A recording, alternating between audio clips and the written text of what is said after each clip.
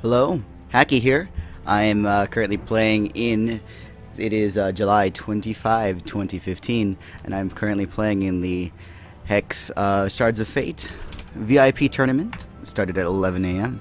I'm currently playing, what's his champion? Patriarch Ozin in a pretty neat Blood Sapphire. It's a combination of Vennen Eggs and Mill Tournament. Now, Mill Tournament, and burying cards off the top of my opponent's deck. I have two shards in going first. It's a little bit risky, but I have this Bloodsoaked Brawler, which I could give Flight and Life Drain. I'm going to keep that, even though starting with two shards on the play is a little risky. My opponent is Heartbleed. Now, a little bit of background as to where I am. This is round 3 of this 4-round sealed tournament. And, my opponent mulliganed to 6, as you can see in chat. I'm going to start with a Blood here. Now, my champion's charge power. This is a new set, Armies of Myth, release celebration. People still filling out how the sets go. My sealed pool was pretty neat. I had, as you can see, Indigo Dreamwalker over here, Prophecy, the next card in my deck that costs 1 or greater, I can play for free. Flight in 3/4, double Sapphire Threshold. A great card, coupled with the fact that I had quite a few blood, really good cards, and the Sapphire. Well, basically, I was able to go Vennen. We'll see what happens from here. Anyways, I've just played Blood-Soaked Brawler, 0-2 with Rage 1, and can't be blocked by troops with attack less than that troop's attack, even though my opponent could play cards that are pretty good against it. We'll see where that goes. I do need to draw shards from here. Now, Heartbleed, his champion, Knightsbane Ovo over here, his champion power, for 3 charges, he can revert a troop he controls. So he cannot revert my troops. Now, I did draw the shard I need, which is excellent, and I'm going to go ahead and use up this power. Target troop gets, when this deals damage to an opposing champion, I get to bury the top card of my opponent's deck. Now, a lot of people have used up their early removal on whatever I target that. For example, here we go, throwback. He'll actually throw that back into my hand and he'll have -1 attack. Which means my charge power is done, but that's 2 charges. Yeah, people fear that early. People are actually definitely fearing that early thing, aggression. So, I think I may. I don't think I want to play that right now, as it'll take some turns to get situated again. So I'm gonna switch to these 2 3-drops. Both necrotic. One has Shift Life Drain in his 2/2, and the other has Shift Flight in his 2/2. The neat thing is, maybe I should have played the Flight first. I think it's arguable which one would have been better. But it looks like my opponent is stuck on 2. So perhaps my opponent really needed that play. Now, a resource lets me play Indigo Dreamwalker, and indeed I did get it. So I'm going to go ahead. I'm going to go and not worry too much about the bury 1 card. It's more effective burying a card when I have eggs in my opponent's deck. Like this Hatchery Broodguard, when it enters play, I'll create 6 Spiderling Eggs in my opponent's deck. And if my opponent were to draw one of said Spiderling Eggs, it would be pretty cool. So, Indigo Dreamwalker, you see this very nice Prophecy animation go onto my deck. The next card in my deck would cost 1 or greater gets, you can play this for free. So whatever I draw that's not a resource will likely be played for free. My opponent, Heartbleed, gets his 3rd resource. And from here, looks like still no play. I wonder. Now, my opponent, I will assume, also has 2 wins going into here. This is round 3 of a VIP sealed tournament. I have 2 wins, 0 losses in matches, and these are best of 3 matches. Here it is. Chimera Guard Fallen. When this attacks, it gets attack equal to this troop's defense this turn. So if that were attack, it would become a 2 attack 4 defense. And it looks like I did get another shard. Now, my opponent has no recourse really here, so I'm going to go ahead and use my charge power. Give Indigo Dreamwalker my the power to bury cards from my opponent's deck. Let's see. already has flight. I'll go ahead and give life drain to the Indigo Dreamwalker, because its damage gaining me health is pretty good. And I will go ahead and just attack. I do have this cripple in my hand. The cripple in my hand is a quick action giving a troop -4 attack. If he blocks, that's worth using, because that's a powerful effect. But I don't think he's going... Oh, he is going to. Am I willing to lose my Gem Soul Feeder? My Gem Soul Feeder has done its job. I think I'm okay letting that go. That's a good trade, as this is a fairly powerful uncommon. So... Oh, what did I draw this turn? I drew a resource, so I did not get my free card from Indigo Dreamwalker. So I guess from here, I'll just play the Blood-Soaked Brawler again, can start to get some attack back here, and... Oops, never mind, I thought I had 5 resources. Slightly misplay. But it could block. Apologize for the misplay. Forgot that the shift cost me 1 resource. It does cost 1 to use a shift power.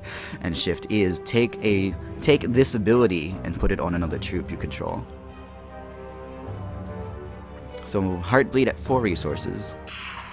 He's going to play Tireless Researcher. When this readies, my opponent can draw a card.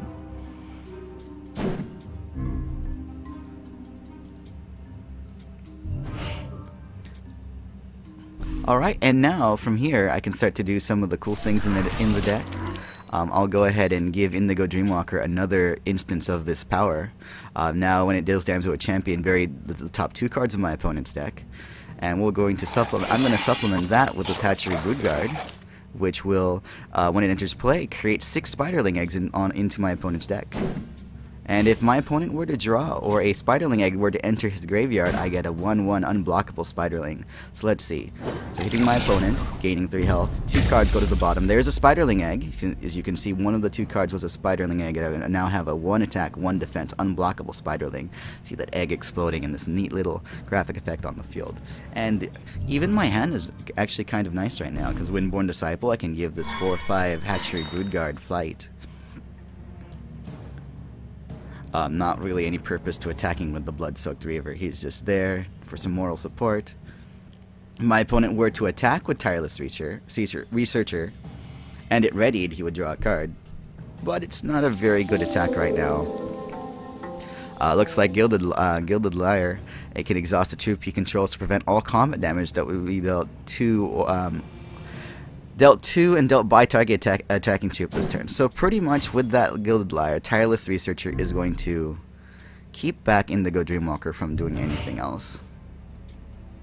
And with this, a Vampiric Kiss.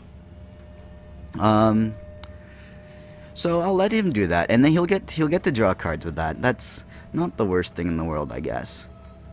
The only other problem is he could block. He could block and do that, and do the Gilded Liar. The problem is, though, with the block, I'll let him do that. I'm gonna let him block. He could block, and then stop Indigo's damage. He could block the Hatchery Broodguard, and then stop the Broodguard's damage, and still draw a card. I wonder what my opponent will do. And because I don't think he'll block this anymore, he needs to keep that up. Oh, he might, he'll get that for free if he does anything like that. I guess I could cripple. No, it's not worth using the cripple. Let's go ahead and do that. Let's see what he does.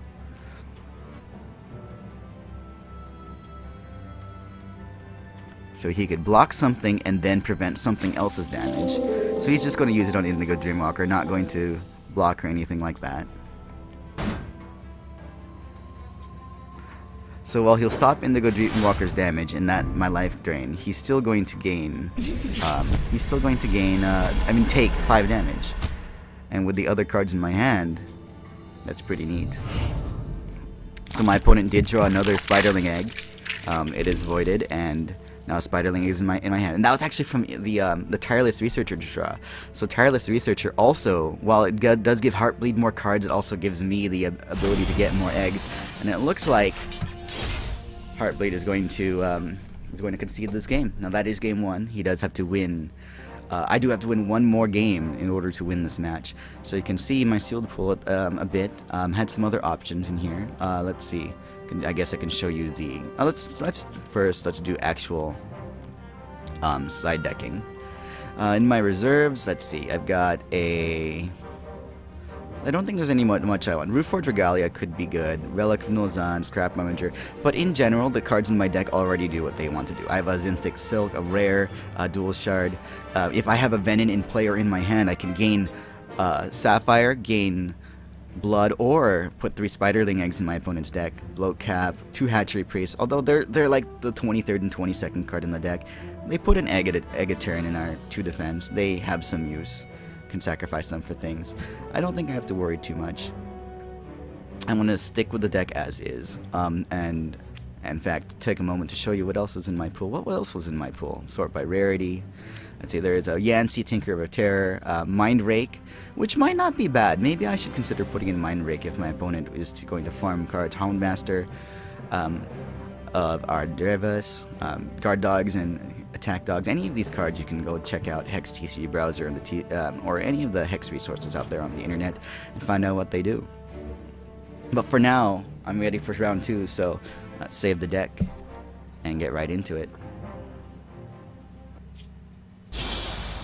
Your deck is indeed saved. Thank you, Hex client.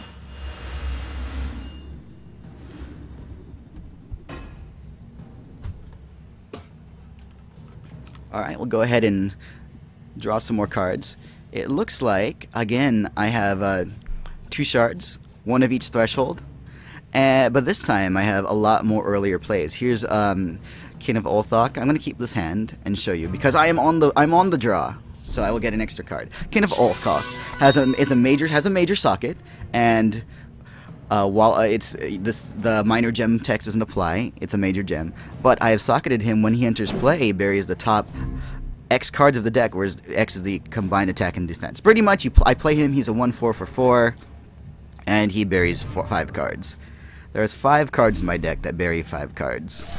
I mean 3 cards. I have 2 Lunacy and that. So all these eggs I'm going to end up putting into my opponent's deck will be amplified, and oftentimes that I mean the chance of me getting them is amplified. It also actually is pretty good against prophecy decks. I've been facing decks trying to use prophecy to benefit, making their next cards better. Burying cards off the top of the deck is surprisingly effective. Not really surprisingly, but pretty effective at stopping such shenanigans. Alright, so 2 diamond for my opponent, nothing here. Ooh, here is an excellent play. Eggblight Afflictor, Bloat Cap is fine, but I'm going to go ahead and play Runeweb Infiltrator. It is 1/1 flight, and when this deals damage to the opposing champion, I create 2 Spiderling Eggs and put them into my opposing deck. Now, I've got to... Oh, I forgot. I should have put an egg into my opponent's deck before he drew, just for that extra chance. It's not going to be too big of a problem. Deadeye Slicer, Shift Swift Strike. So, at some point, my opponent could put Swift Strike on a cool troop. And I may just answer it this turn, because my opponent is... Swift Strike is kind of painful, and I have the cards to answer it. So with that, putting a thing into my opponent's deck. Swift Strike is a card like last. It's great. My other options are play a Bloat Cap, play a Bloodsoaked Brawler, play an Eggblight Afflictor. I think I'm just gonna go ahead before my opponent has a chance to put that on anything worse. Just kill that with a Vampire Kiss, deal 2 damage to target champion or troop, and gain health equal to the damage dealt. So I'm now at 22. Charge powers on Runeweb, it'll attack, deal 1 damage, put 2 eggs into my opponent's deck, and bury the top card of his deck. Looks like it was a Diamond Shard. So egg count, I think I have 4 eggs in my opponent's deck, and there you go, already 1 Spiderling, unblockable. That'll start attacking every turn unless my opponent can deal with it. 4 diamonds for my opponent, as my opponent has resources but may not be able to play the other shards of cards. Rock Cast will be nice. So I also don't have any more resources to play what I want, but Runeweb and Spiderling will be able to get in. Now I don't do that damage very fast. This isn't really an aggro deck, but it's kind of control in a way. It's setting up my opponent's deck for awesome. So there is a Sapphire that my opponent may have wanted. Let's go ahead and play Eggblight of Bloodsoaked Brawler. Bloodsoaked Brawler, we're in the point of the game where he probably can play things that can block it. I'm going to go ahead and play Eggblight Afflictor.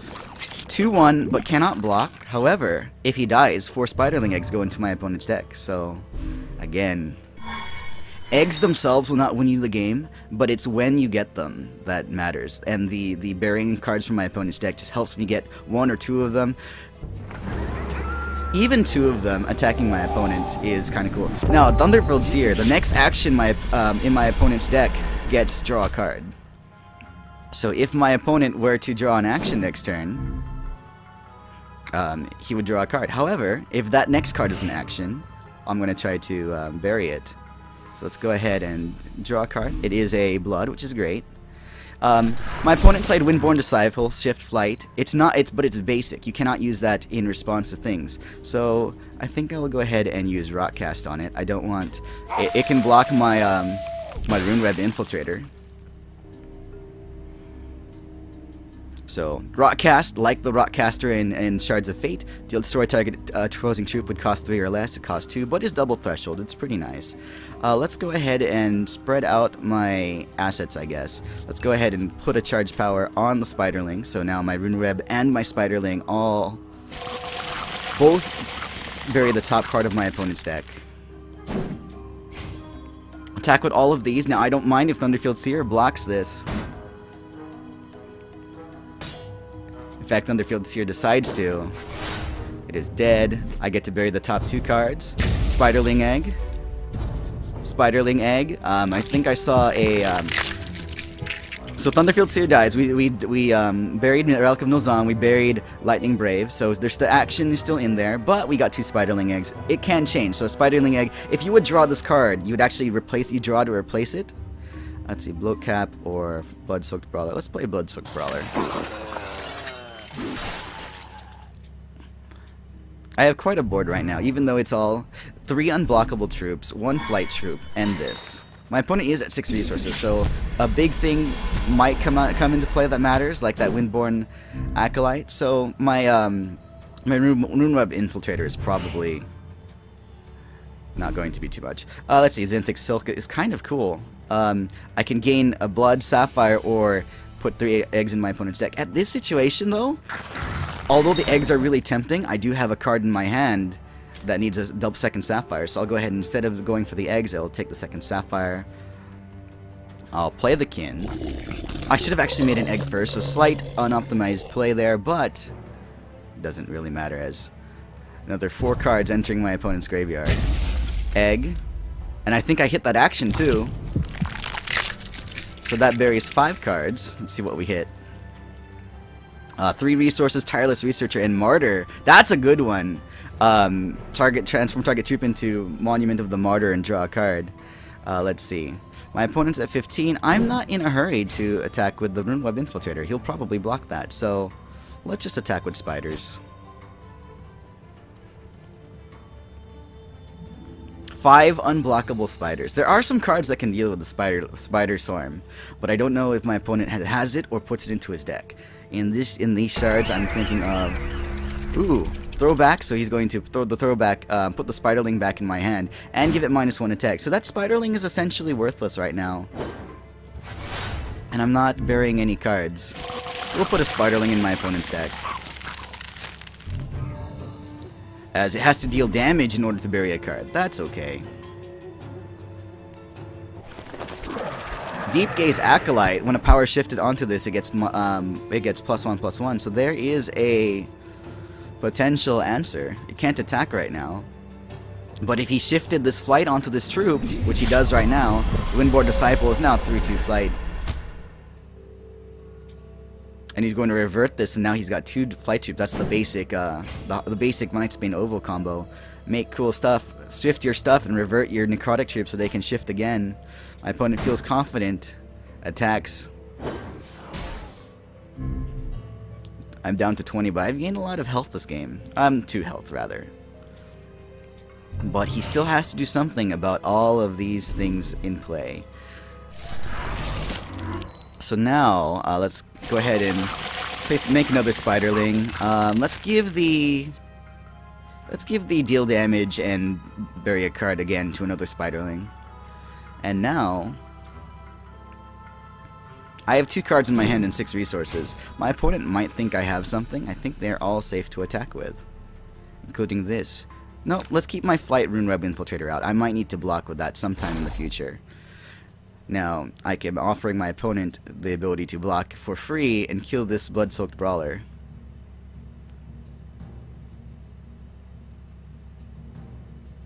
He has one card in hand. He has some other things.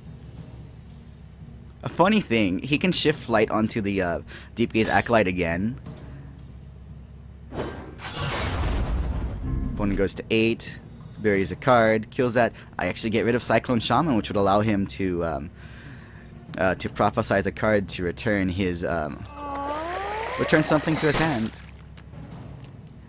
I think I'm gonna keep that spider. My opponent knows it's a Spiderling, so I guess there's not much point to holding this card. Maybe I can sacrifice it for something, but it's not too much. My opponent's at 8. He has no life drain right now. I'm at 20 health. You're seeing the Mill Berry cards Eggs deck in action. The less cards are in my opponent's deck, the longer this game goes on, the more spiders I get. And if you can't deal with all of the spiders at once... By the way, let me call out Bloatcalf for a little bit. 1/1 for 2, but when this dies, each opposing champion chooses and discards a card. Might be very inconvenient if my opponent were to hold one card in hand and I were to attack with it. It's a damage that my opponent may be forced to take.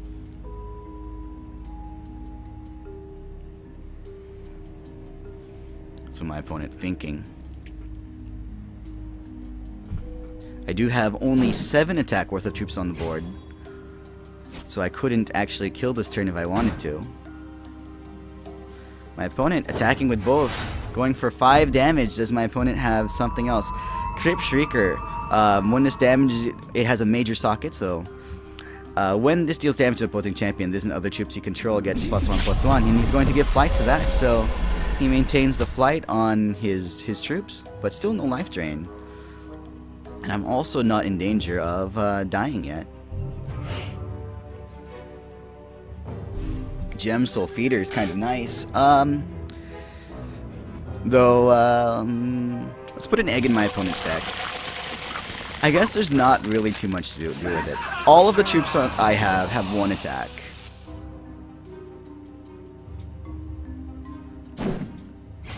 So I'm just going to attack with all this again, including the Bloatcalf. I'm saying my opponent can't kill me. I can't kill my opponent this turn. I guess I didn't have to play the Gem Soul Feeder until after attacking, just feigning a combat trick, but I think it's getting very close to time. What can my opponent have? I'm going to also bury a card if the spider stays alive.